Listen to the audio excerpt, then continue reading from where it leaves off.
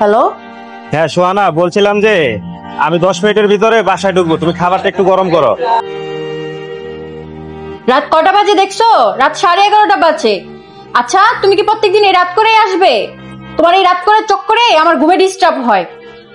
তুমি যদি ঠিক করে থাকো রাত করেই আসবে, তাহলে বাহির থেকে খেয়ে আসবে। আচ্ছা ঠিক আছে, রাখো, তোমার কিছু করা লাগবে না।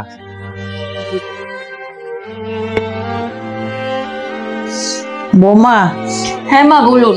শোনো, যখন কোনো মানুষ বাইরে বের হয় না তখন শুধু কাজের জন্য বের হয় না, পুরো পরিবারের দায়িত্বটা কাঁধে নিয়ে বের হয়।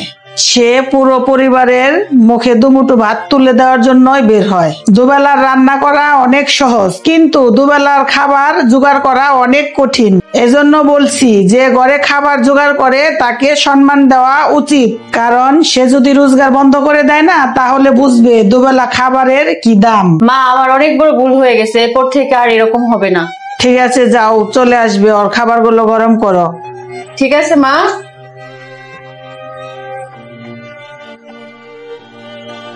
এই, তুমি চলে আসছো? তোমার জন্য খাবার গরম করছি, ফ্রেশ হয়ে তাড়াতাড়ি খেতে আসো। আমাকে মাফ করে দাও, আমার একটু ঘুমের চক্করে তোমার সাথে খারাপ ব্যবহার করছি। আচ্ছা ঠিক আছে, এটা কোনো ব্যাপার না। তুমি এখন তাড়াতাড়ি খাবারটা দাও, আমার ভীষণ খিদা পেয়েছে। যাও। এক্ষুনি দিচ্ছি আমি।